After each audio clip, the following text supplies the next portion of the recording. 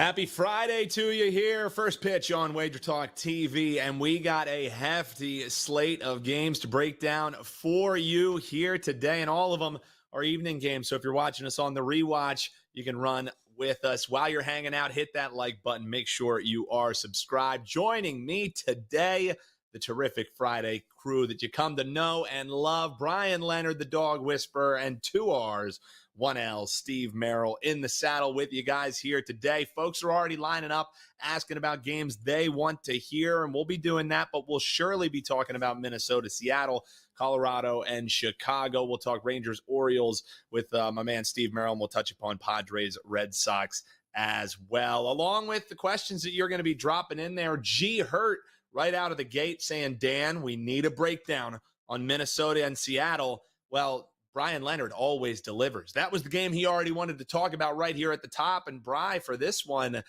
3 straight series losses for Seattle coming into this one. They do get to come into the start of this weekend set with a little bit of extra rest, but it's not like the Twins aren't excited to get back on the diamond after that 13-6 win that they rolled the D-backs yesterday. So I'm wondering for you, Bry, how are you looking to bet this one? Are we going side? Are we going to total? Because I look at the price in this one, and it's as far as which side I want to back in this one's a bit of a head scratcher. So what's the feel for you? I'm going to go with the side here. And I do like both of these pitchers, but I have some concerns about Bailey Ober. He's, for the most part, he's been very good this year. He's had 2 blow-up starts. Unfortunately, the first one was the first game of the season. But he's got decent numbers, 4.5 ERA, whip of 111. 111 is pretty good. But the problem with Ober is he throws his four-seamer 40% of the time, 39%. That's his major pitch he throws. And his fastball this year just hasn't been good. If you take a look at his StatCast data, his fastball run value is in the 7th percentile. His fastball velocity in the 19th percentile. Another thing that concerns us is his ground ball percentage, of only in the 7th percentile. So he gives up fly balls, gives up line drives. That is a concern. His barrel percentage is 19%. We would like it something a lot better than that. So he's in the 19th percentile in barrel percentage, allowing this year 9.8% barrels. League average is 7. So he's a guy that doesn't hit often, but when he does get hit, he gets hit hard. And that is our concern here going into this game in Seattle. Minnesota's playing really great ball, good offense going on right now, but I do have some concerns about Bailey Ober. As opposed to Logan Gilbert, he's been terrific. Comes in with a 2.71 ERA, 0.89 whip. He's been awesome all year long. Take a look at his pitching run value, 98th percentile, breaking run value, 100th percentile. Nobody's got better breaking pitches than Logan Gilbert this year. His extension is also in the 100th percentile, so he's tall. He's 6'6", and he's got a long extension, which means the ball gets to the plate much faster than other players, and it's really worked out well for him here. I like Logan Gilbert going today against Minnesota. It's more of a situation where I just think we got the pitching edge. I think Minnesota's got the hitting edge a little bit, especially lately. But they got the good news. Correa got hit by a pitch yesterday, and he walked off the field as if it was broken. It looked terrible, but he came out clean, no problem, no broken bones, and he's going to be in the lineup today.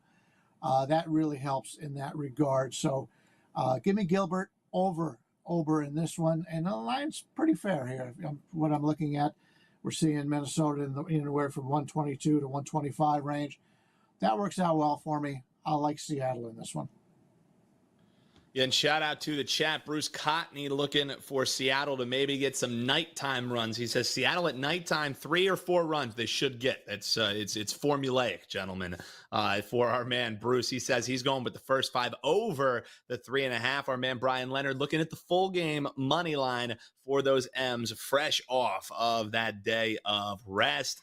Steve, for you, this Rangers and Orioles game. Hey, Max Scherzer on the mound. We're getting plus money on Max, right? That's the way we have to go in this one, Steve, right? Well, the Rangers need something, especially after that series opener, and really after how the season has kind of started for the reigning champs here. I mean, is there any reason, Steve, to feel It might not be an 11-2 number, but is there any reason to feel here in game two it's going to look much different than what the Orioles did here in game one against this Rangers team that just has not found its footing consistently whatsoever this season? What are you thinking in this game? Yeah, they're now 37-44. They've now lost 4 straight. They've lost 9 of the last 13. This team is not right in the corner after winning the World Series. And the bullpen number really jumps out to me. We'll talk about Scherzer in a moment, but this Texas bullpen on the road now, 142 innings pitched, 6.4 ERA, a 1.67 whip. That's as bad as anybody in baseball. And it's part of the reason that they're 17-25 away from home. They've been outscored by a full run per game away from home this year. They're being outbatted by 20 points batting average wise. So, yeah, why are we going to fade them? I mean, why are we going to play them against the Orioles, who are maybe one of the best teams in baseball, or all one of the best teams, maybe the best team in baseball? Scherzer, though, is interesting to talk about because he pitched well in his debut last week. 5 innings, gave up only 1 hit, 4 strikeouts, no walks. So I do think he still has his former stuff. Wasn't as good, though, in the minors, though. So I'm still kind of taking a wait-and-see approach. He made 3 starts at AAA before getting called up. He only pitched 11 innings, and in those 11 innings, he gave up 6 runs, 10 hits. So 3 home runs is what got him in the minors. We'll see. His whip was actually pretty good, though, 1.2. So I think Scherzer still has his stuff. Problem is, he's going to be very limited. He's not going to go more than probably 5 innings, and that's if the Orioles don't get to him sooner, which means the Orioles are going to have a huge edge the second half against that bad Ranger bullpen I referenced. So if you are going to take a shot with the Rangers, I think you do it first half.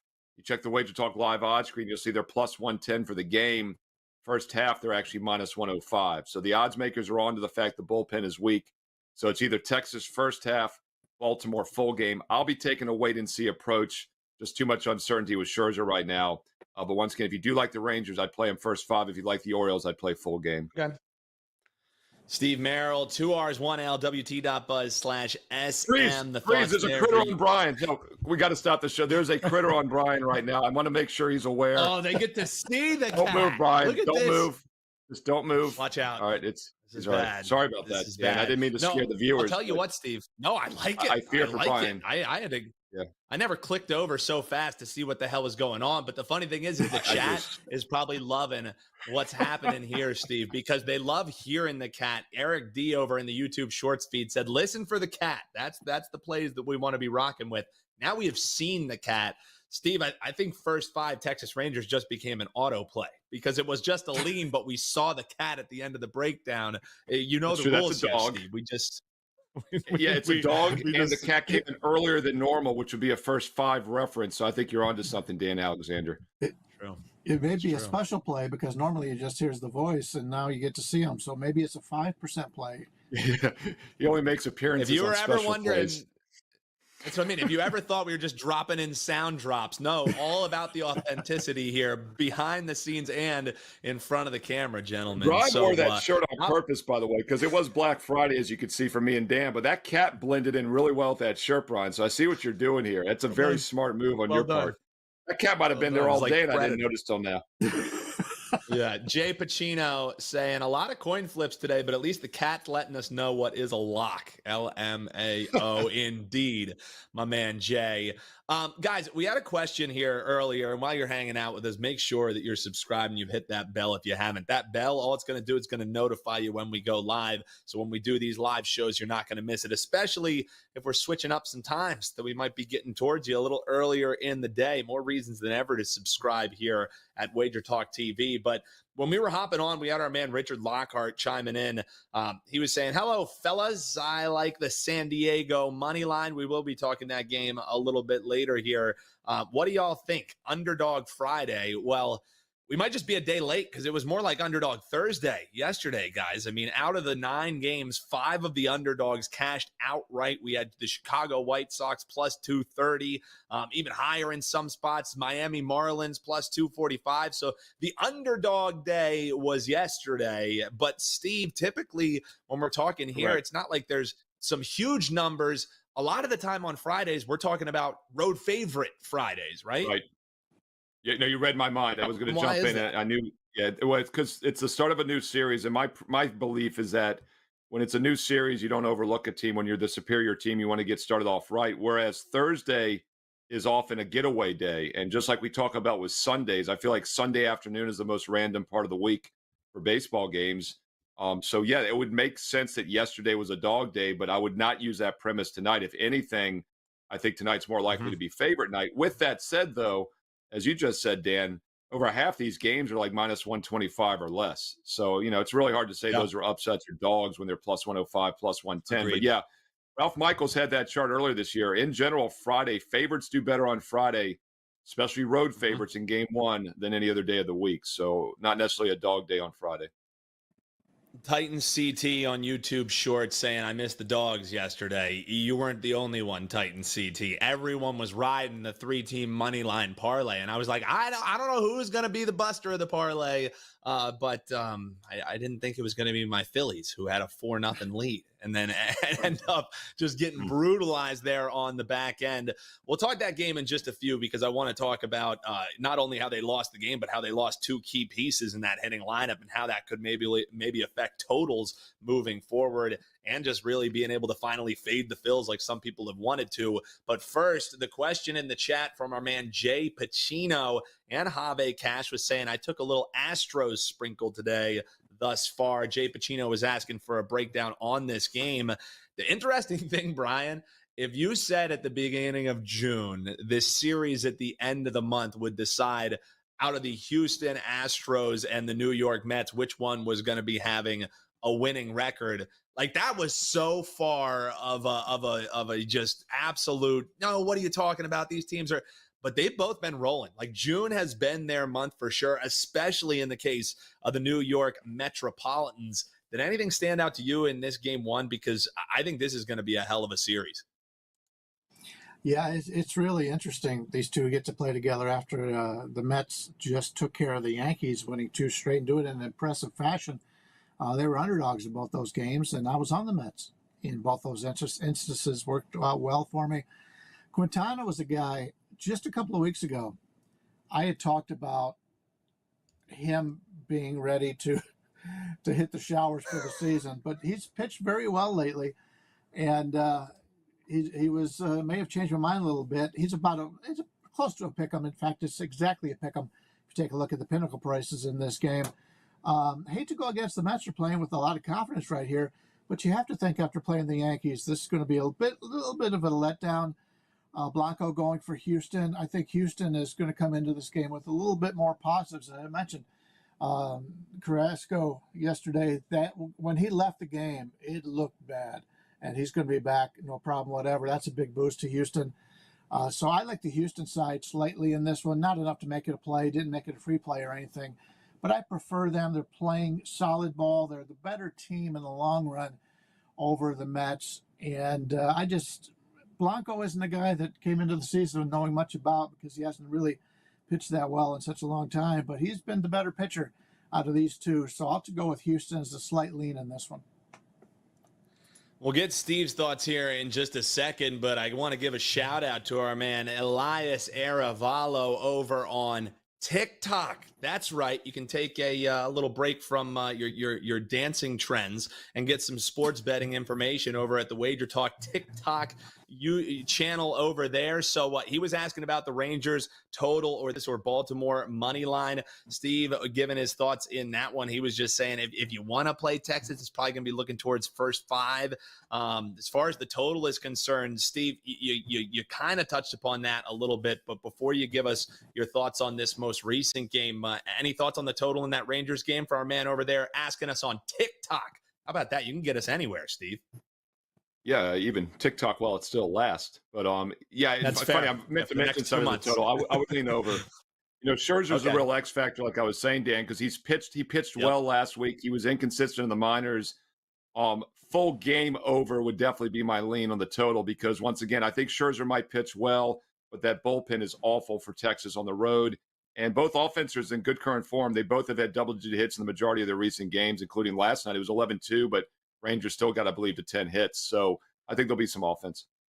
Yeah, and Steve, as far as this Houston and Mets game is concerned, I don't know if there's anything that jumps off the board as far as a bet, but when I look up and down the slate, like this is the one that I most likely am going to have on my television, simply because these are two teams who, were kind of the dredges of the league, and both of them are rolling. You could argue two of the hotter teams, if not the hottest teams here over this last month at least. So I'm intrigued by this game. I just don't know if there's anything that I really want to bet on this one. So anything that stood out for you? Because I'm kind of like Bryan. I have a lean, but it's more lukewarm than anything. Well, one of my favorite things with baseball now is to try to guess who's cheating and when they'll get caught. I think they should put odds on that.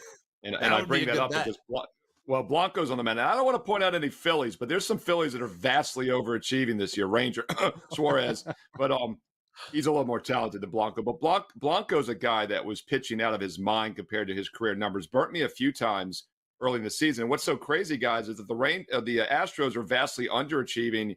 Yeah, Blanco was overachieving. Who would have thought, right? And then he misses that start in mid-May, comes back, goes 7 innings, 1 run allowed after he was caught with the sticky stuff. But then he gave up 8 runs in the next 10 innings over 2 starts. And I'm thinking, the floodgates are opening. But now the last 3 times out, he's given up 2 runs over 20 innings. So he's a tricky guy for me. I'm not a Blanco believer, but his numbers are fantastic this season. That's kind of what kept me off this game. The cat agrees. Cat hates cheaters. No, of course. I mean, this is that's no lie. This is Cats have a great ethic, though. People don't realize that about cats. They have a high ethic. Dogs will do whatever, man. If you ask our cat, she might disagree on that one. I think that's the jury's out there on that. Gentlemen, let's swing it back to that game that I kind of alluded to, simply because I think handicapping the Phillies moving forward here, it's them against the Marlins. Marlins obviously got that big dog win, rocking the bullpen late, but it was just kind of not a comedy of errors for Philadelphia, but just a battle of attrition, I guess you could say, because they started with the nice lead and they're already missing JT Realmuto, but then Kyle Schwarber, he pulls up late in the game. I think it was groin tightness. Bryce Harper looked like while he was running to first base, he ends up coming up limping a little bit. So, I mean, that's 2 huge parts of this lineup, and yet we're still seeing the massive price that you're accustomed to seeing on these Phillies, Bry. I mean, I know it's the Marlins, but it feels like dog or pass. It might be square, but what do you think in this one, Marlins and Phillies? Because I can't bet the Phillies, especially at that price with all of these injuries and the fact that they've already been due for some regression. Yeah, the Marlins have been good to us lately. Been playing them as a nice underdog last week or so, and it's worked out very well. Just got news on the WagerTalk line service. Bryce Harper, hamstring, 10-day IL. And because of that, we're seeing money coming in on Miami. The total opened 8.5. We're seeing it being bet down. And the number's coming down a little bit. It's coming down about 10, 15 points so far. And my category is that the dog is probably the way you want to go in this. And Tyler wasn't one of those pitchers for Miami that's got a lot of publicity, but he has looked pretty good.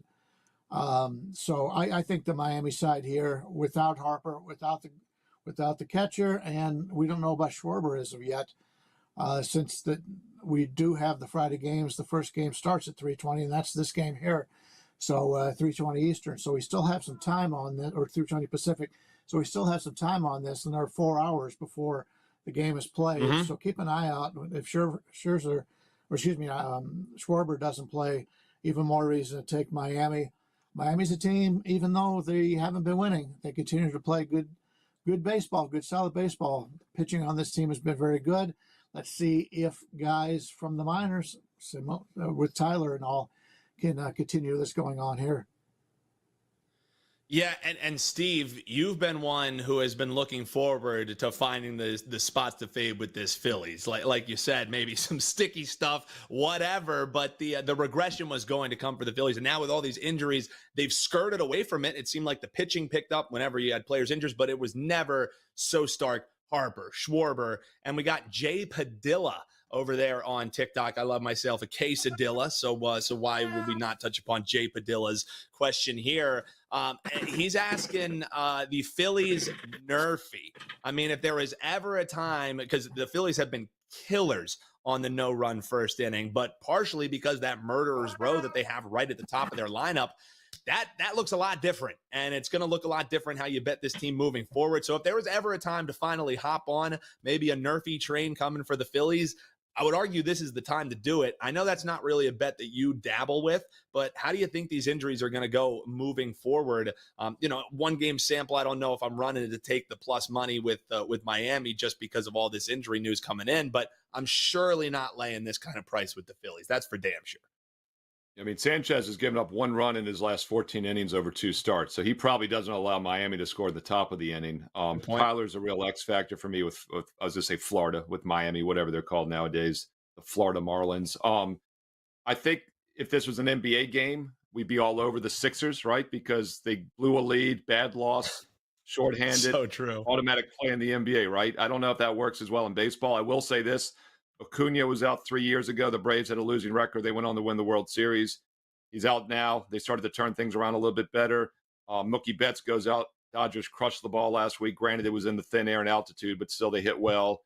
But the problem, we talk about this in football a lot, is when you have cluster injuries. Like one guy is out on the offensive line, it's overrated. But when 2 or 3 guys are out, it's underrated. And now this is almost starting to look like cluster injuries. So I'd be very careful with Philly. They're still just, even without all those injuries, they're still just 6-6 their last 12. So the regression has kind of begun ever since that London trip, like we predicted.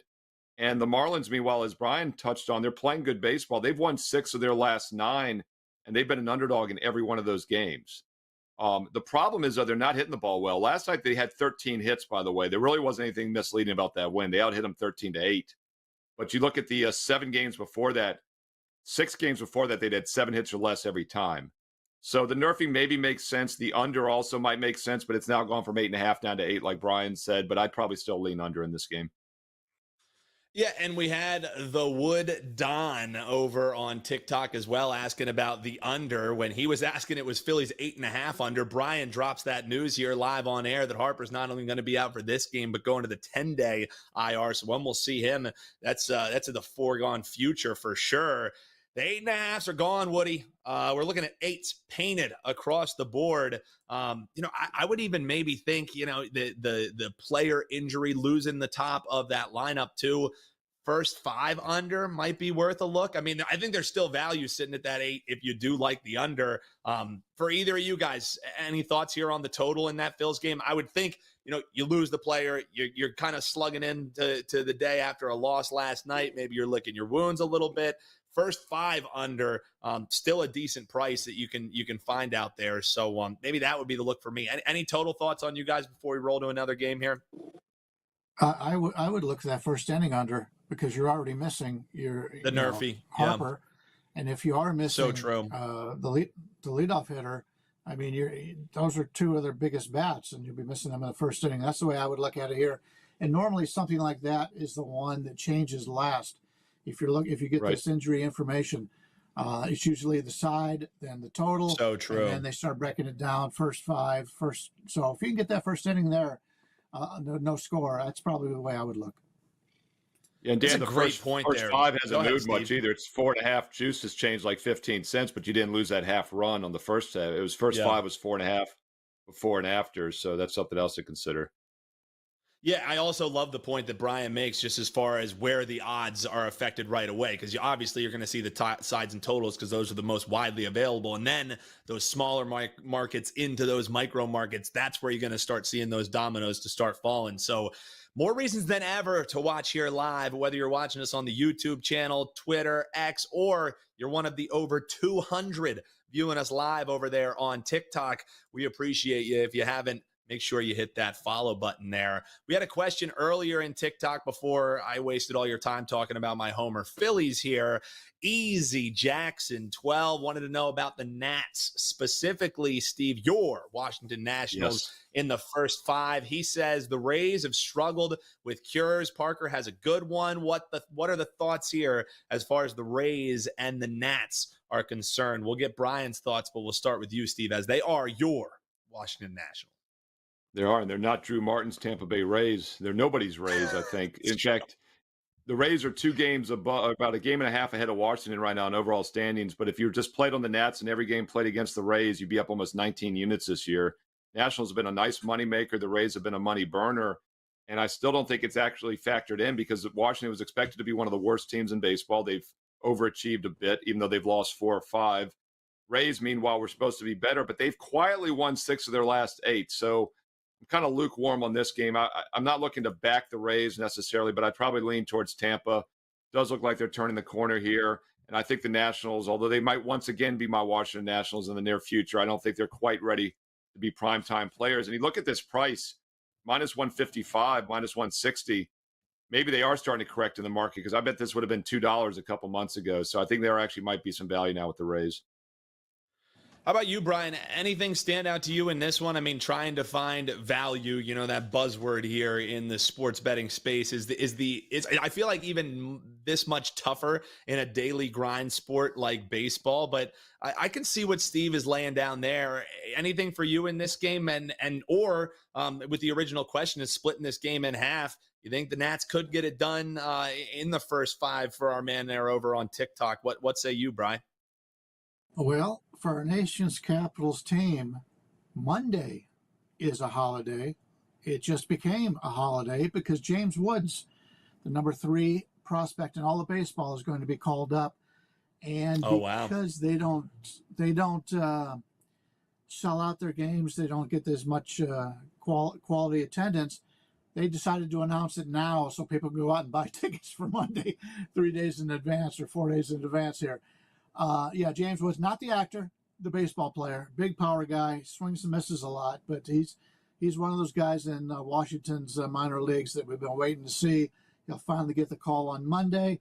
I think something like that is a good omen for the team, other than the guy who is going to lose his spot in left field to Woods. But when the management is going out and bringing up the younger guys that are the future, that's exciting for a young team, especially for Washington, because a lot of these guys have played with him either in the minors or in spring training. So that's something to excite them. Eflin's been up and down this year for Tampa Bay. I like him overall. He's not the same pitcher he was a couple of years ago. I did watch the game the other day he was in, and he was getting squeezed. So his numbers were better. His numbers should have been better than what he showed in that outing. But Washington at this price range, that's the way I would look. Parker's been very good. I've talked in the past about left-handers coming into the league as opposed to right-handers. When you're a rookie, lefties seem to be a player that you can back for a while and make some money on. Parker's backers have made a lot of money on him since he's been brought up. I prefer the Washington side here. The line in the 150, 155 range, that's plenty enough for me to get on Washington here. Washington, the potential look there for our man Bryan Leonard. And again, shout out to you folks who are joining us live over there on TikTok. We appreciate it. Mario Carranza saying Washington money line. Agree, Bryan. So we're it's all love here in the chat on a Friday afternoon, whether you're joining us across any of our platforms. We really do appreciate you making us a part of your day. We know there's so many options out there as you're scrolling, hanging out with us, getting you some baseball winners. Man, make sure you hit that follow so we can get them with regularity here on the WagerTalk TikTok channel. And of course, don't forget about our old faithful over there on the YouTube feed. Richard Lockhart saying the under in the Nats game. A look for him. Shout out to Jay Pacino over there in the chat. We got Richie there, G Hurt, Titan CT, Mike Scott, Michelle. We appreciate all of you tuning in here and hopping in the chat. If you're watching us on the rewatch, don't forget, hop below on those comments as well, and we'll be chopping it up with you down there. Guys, speaking of the YouTube channel, one of the games that was in the description, so you know we got to hit on, or I'm going to get some comments about that, is the Padres and the Red Sox. And we were talking about how June has been a great month for the Mets and for the Astros. Well, recent form has been really nice to both of these teams. Unfortunately for the Padres, they now have to take it back to the highway. They had that nice home stand, 3 in a row, 6-1 while remaining home there. And for the Red Sox, what is it, Bri? It's been 8 of their last 10, I think, that they've won. Correct me if I'm wrong on that. So 2 teams that recent form has been running hot. This all of a sudden becomes a damn good baseball game and a good series to see which one will be able to continue that run, or if we're just going to be looking at a split and then a rubber match. Anything for you in this one? Because I know the cat likes this one, Bri. Yeah, Randy Vasquez going for San Diego. He's probably the weak link out of their starting rotation. Probably their seventh or eighth best pitcher. They've got problems right now with a couple of guys, a couple of very good starters that are hurt right now. But Randy Vasquez, you take a look at his Savant numbers, his pitching run values in the fifth percentile, off-speed run value in the sixth percentile. You take a look at his xERA and x batting average, the first percentile. That means he's the worst in Major League Baseball. Expected ERA and expected batting average. That's not something I want to bet on when you're playing in a good hitter's park like Boston. Obviously, we've seen Boston play before, and they've been very good at home. Nick Pivetta has been terrific. He's having another nice year. His strikeout percentage 27.2, walk percentage 6.4. That's close to 21%, and that's a lot better than Randy Vasquez 9%. Yeah. When you take the K minus walk ratio. So big advantage from the pitching standpoint for Boston. And some of their guys are getting or are starting to play a little bit better than they were earlier this season. Jaron Durant's been terrific. Tyler O'Neill, when he's in the lineup and healthy, he's doing well. Rafael Devers, we know what he can do. But some of the lesser names, middle infielders out there are playing pretty well. David Hamilton's been great. Big speedster that can have some success in this game. So I like Boston here. One of the favorites that I prefer today. And the price is fine. We're in the 150 range. So I like Boston. I think against Vasquez, maybe the first five would be even better. I haven't looked at those numbers. But that would be something I would prefer if we can get something similar to the numbers we're looking at right now. Yeah, and I'm glad you took the words right out of my mouth as far as the first five is concerned. I would even think about dabbling maybe a little bit with laying the half a run in the first five, because it's not like, obviously full game. You maybe worry about how it's going to go for the entire game, losing that extra at bat. Steve, any thoughts for you in this one? Also, if this thing was sitting at that key number at 9, if we weren't losing that hook, I'd probably be looking towards an over in this one. Taji Harden over on TikTok asking about the Red Sox money line. That's the look for Bryan. What's your thoughts in this one, Steve? Because for me, I'll say Red Sox first five. I might even sprinkle a little bit on the half run. Bryan thinking that might be worth it. He's thinking Red Sox. So are we in full agreement? Are we giving the kiss of death to the Red Sox here tonight? What are you thinking? Well, the odds makers are on to the fact Vasquez is awful because you're paying a premium for that first five. It's about minus 155, minus 160 for the full game. Like Bryan said, it's as high as minus 190 first five. So you're talking about an extra 30 cents. But yeah, that's definitely factored in.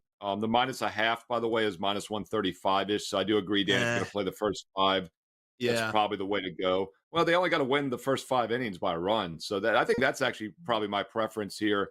The other thing you can do is Dave Koken, the great Dave Koken, who just retired this week. He mentioned this years ago when I was doing the baseball shows with him, and I bring it up a lot now. Most books now have a -1 run line, but back in the day when Dave and I and Bryan and we all started, you couldn't do that. You can always make your own -1 run line. So you can lay minus 155, half of it, and then take the +1 at the -1.5 at plus 125 or so. And you're getting it down to like minus 115 for -1. So that's another way I think to play the Red Sox. So I'd either say -1 full game or that first 5 minus a half. I do like the over, by the way, over 9.5. I know that's off that key number, Dan, but as you and I know, the highest totals usually go over more times than not, and that keeps people from playing this. It probably should be 10 or higher. I think the over is worth a look there as well. Yeah, for sure. I mean, that was the initial look for me. And also over on the YouTube Shorts feed, Jay pointing out both teams top 8 versus righties. You're looking at a hitter's ballpark. That's the feel there for Jay, liking the over as well. So we appreciate you over there chiming in. And on the YouTube Shorts feed, Phil the Kill, Ave Cash, John Pierre Draskins saying, let's go. That's right. Let's go, baby. Let's go right into best bets here. Bryan Leonard has a look in the marquee game of the evening, of course, Colorado Rockies and the Chicago White Sox. Hey, don't sniff at the Chicago White Sox, though. They got that big plus money win yesterday. Nobody thought they had it in them, and they get it done. Now they will be hosting the Colorado Rockies. Bri, let folks know what you have rocking over at WagerTalk, wt.buzz/BL, and let us know how we're betting this game that everyone is going to be locked to their sets on. The White Sox get the victory by scoring 1 run in yesterday's game. I've got Yeah. 4 plays up currently up on the site right now, including my American League game of the week, a 4% play.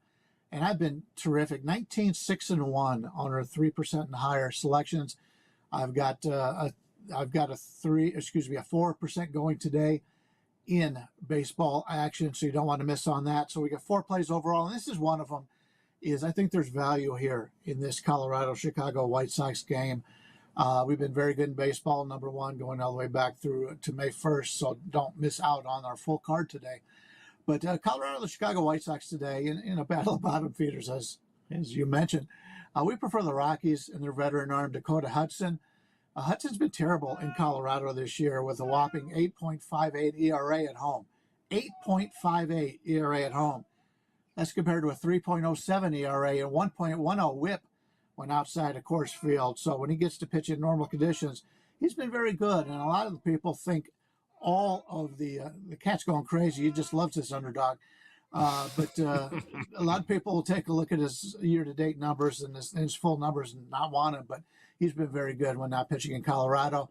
White Sox are just 14 and 28 at home this season and are minus 171 overall net runs scored. That's the worst in baseball. The Rockies are a better hitting team with a WRC of 83, which is still 17% worse than league average, but it's also 8% better than the Chicago White Sox team. Drew Thorpe came in over to the White Sox from the Dylan Cease trade with the Padres. He has a 5.02 ERA, 1.53 WHIP in his 3 starts, and like most of the rookies who appeared this season, big league hitters have proven to be much tougher than what he saw in the minors. This still continues on from the COVID years where they shut down the minors for a while and they really cut back on that. So everybody in the minors that jump from AAA or AA to the majors is higher now than it's ever been because of that lost time where a lot of those players lost that full year of instruction. And it's really showing if you watch these rookie pitchers, they've all struggled for the most part. So we can go against them here. And he's one of the best guys that Chicago has in the minors coming over from San Diego. He was the key to that deal with Dylan Cease. So, but we just can't trust him in the White Sox bullpen in this one. The White Sox yesterday got that 1-0 victory. I expect the offense to be in similar form today. Only score a couple here against Colorado. It's not often that I'm looking to back the Colorado Rockies on the road. Yeah. But I like them here, and I think this is a situation where I like the way their team is fitting in the future as opposed to Chicago. Don't like the management in Colorado. It's been lousy for years. But the players on the field, they've got more talent than this White Sox team does right now. Yeah, and one of the ways that you stay profitable, Bryan, is not looking to bet the Colorado Rockies on the road. But it makes sense to me here today. It's like if Chicago White Sox are winning, it's not like they're winning in resounding fashion.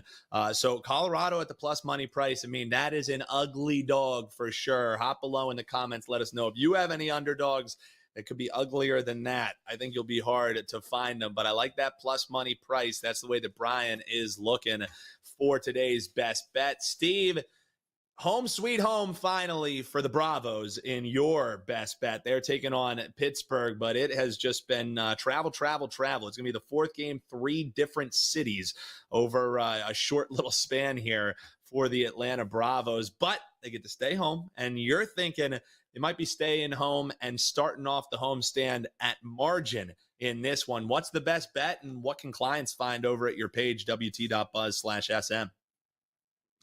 Yeah, going to get to a free play here in this Pirates and Braves game in just a moment, but I do have 2 strong best bets going tonight on Friday in Major League Baseball. It's a 2-for-1 special. You can get them both right now.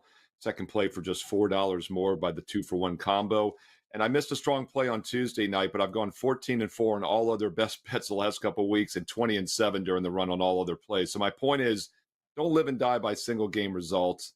Take a serious long-term perspective and win big. Now's a great time to get locked up for football as well. The early bird specials are still available, several $100 discounts for both college and pro football. The baseball specials are up too. You can get the rest of my baseball best bets through the All-Star break in mid-July for just $109 if you want to get a several-week sampler there. Or the Big Daddy special. I'm bringing the promo code back. It's on my page right now.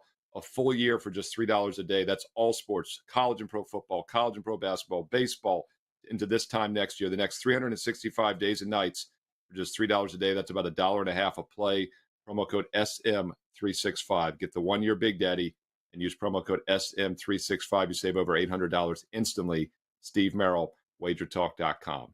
All right, 2 baseball best bets tonight. A third game that was just a bit outside from making the cut is the Braves run line. Going to get that minus 190 down to minus 1.5 plus money, plus 105 in many locations. And I do think the Braves will win by margin. Mentioned that bad loss to the White Sox last night, but it was a terrible scheduling spot. They played at the Yankees, played at St. Louis, and had to play 1 game in Chicago. Obviously, they didn't take it serious. They had 3 hits, no runs.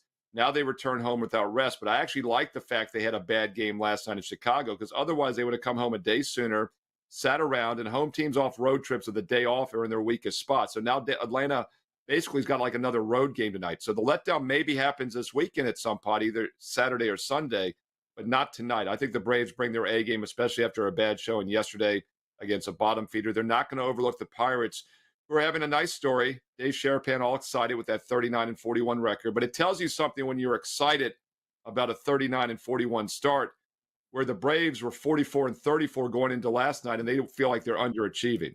That tells us all we need to know. Pittsburgh's still one of the worst offensive teams in baseball. Good spot tonight. Lay the 1.5 with the Braves. They win by margin, plus the 105. And by the way, if you'd like my pitcher performance projections for both of these starters, they're on my page right now with that free play analysis. And I point out that the current Pittsburgh lineup has gone just 10 for 48 against Charlie Morton, 208. And I project Martin Perez to have over a 5.1 ERA in his start tonight. All those ratings, the whips, ERAs, and projections are on my page free right now. Steve Merril, WagerTalk.com. Check out Steve's page, WT.buzz/SM. Check out Bry's, WT.buzz/BL. Bryan going with Colorado at the plus money price on the money line for his best bet. And Steve laying it. Still getting plus money, minus 1.5 for the Bravos over the Pirates, opening up the homestand with a big win for the home crowd, says Steve Merril. Big thanks to these guys. If you haven't already, hit that like button. If you're watching us on any of our other streaming platforms like TikTok, X, or Instagram, hit that follow button. That's the way to say thanks to these guys before you check them out over at WagerTalk.com. That's going to do it here. Another week of shows rolls on here for First Pitch. Shout out to Bryan, shout out to Steve, and shout out to you, the viewers, making us a part of your day. If you're watching us on YouTube, check out the links in the description below to keep getting info that you need to cash on those sports that you love. If you're watching us on one of those other aforementioned platforms, just hit that follow and scroll on through, and you'll see single game breakdowns, free plays, and specials galore at WagerTalk across all of your favorite social media platforms. We'll be back with you rocking live on Monday, maybe even a little earlier in the day. Only way you can find out is if you're followed, if you're subscribed here on Wager Talk's platforms. We'll see you then. We will be back with Wager Talk Last Call. That's right, Saturday's show, so don't go anywhere. You're going to be getting some info heading in. Copa America, you're going to get your soccer plays. We're going to get you everything you need for baseball over the weekend as well. UFC, CFL. If you want to bet it, you can find it at Wager Talk. We will see you then, and until then, best of luck, everyone. Have a great weekend.